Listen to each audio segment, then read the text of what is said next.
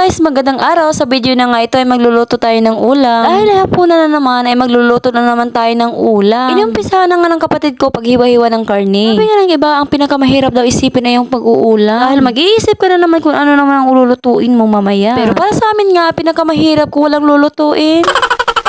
Itong gulay nga ihahalo natin mamaya. Siyempre gagayatin na rin tong gulay. Nakadepende naman sa'yo kung anong gagawin mo sa gulay. Gagayatin mo ba o buuhin mo lang paglagay?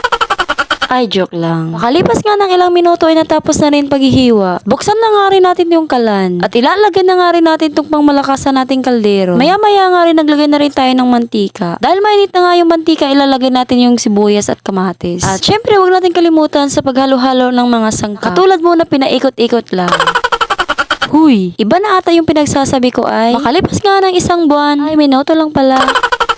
Isinunod na nga rin natin paglagay ang karne. At halo-haloin lang natin ito. At maya-maya nga rin ilagyan na rin natin ng tubig. At huwag natin kalimutan takpan. Okay guys, dito lang ko ito ba itong video. Dagang salamat sa inyong pagpangita. God bless.